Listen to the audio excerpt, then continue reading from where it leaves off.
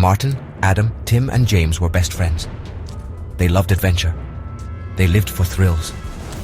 One day they met an old man at the park. He told them a story about a hidden treasure. The treasure, he said, was buried near their school, hidden in the old house on School Street. The house everyone said was haunted. The old man's eyes twinkled. He whispered, "The treasure can be yours." Then he was gone. The friends looked at each other. Could it be true? A real treasure? They had to find out. They decided to check out the school first. The old man said the treasure map was hidden there, in the basement. That night, they snuck back to school. The school was dark and silent. Eerie shadows stretched across the lawn. Martin picked the lock on the basement door. The air inside was thick and stale. Cobwebs brushed against their faces. The only light came from the moon shining through a cracked window. The boys crept down the creaking stairs. The basement was a creepy place. Rats scurried in the shadows. Spiders spun webs in the corners.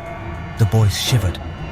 They had a bad feeling about this, but they had come too far to turn back now. They searched through dusty boxes and old furniture. Finally, Adam cried out, "Here!" He held up a wooden box. Inside, a yellowed map lay beneath a dusty book. The map showed the school and a big red X. The X was on the old house. James reached for the map, but Tim stopped him. He pointed. Written on the inside of the box were words scrawled in red ink. They read, "Don't lose yourself for money." What did the warning mean? Was it a threat? They didn't know. But they couldn't shake the feeling that something was wrong. Very wrong.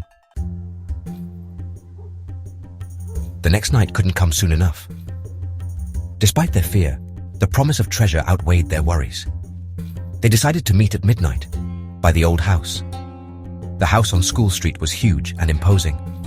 Its windows were dark, like empty eyes. The paint peeled from its walls like scabs. The yard was overgrown with weeds. It was the perfect place to hide a treasure. They hoped they were ready for whatever awaited them inside. The wind howled through the trees. Rain lashed against their faces. Thunder boomed in the distance. Lightning flashed, momentarily illuminating the house. It looked even more menacing in the flashes of light. James shivered. Maybe this wasn't such a good idea, he muttered. But there was no turning back now. They had come too far. They had to see this through to the end, no matter what. They crept toward the house, their hearts pounding. The front door creaked open as if inviting them inside. They stepped cautiously into the foyer. The air was thick with dust and the smell of decay. They could hear the sound of their own breathing. And, something else. A soft rustling sound. As if something was moving just beyond their vision, watching them. They followed the map, their hands shaking. Each room was darker and more sinister than the last.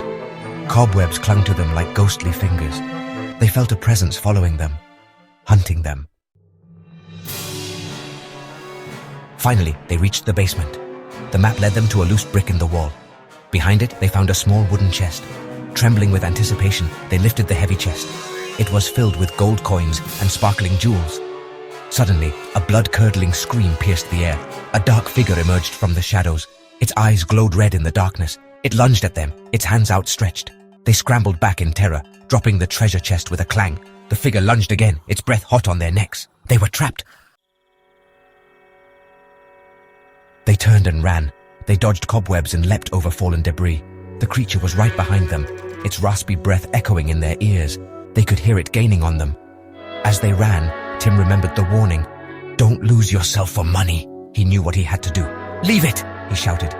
They dropped the treasure chest. The creature stopped to grab it, letting out a triumphant roar. This was their chance. They didn't look back. They just ran. They ran faster than they had ever run before. They didn't stop running until they reached the safety of Martin's house. Panting, they looked at each other. They were safe. For now. They knew they couldn't tell anyone about the treasure. The creature would find them, and they would lead it to others. They were the guardians of the secret now. They had to keep it safe. They made a pact that night. They would never speak of the treasure again, and they would return the map to its hiding place. The house on School Street would remain empty, a reminder of the night they learned that some things are more valuable than money.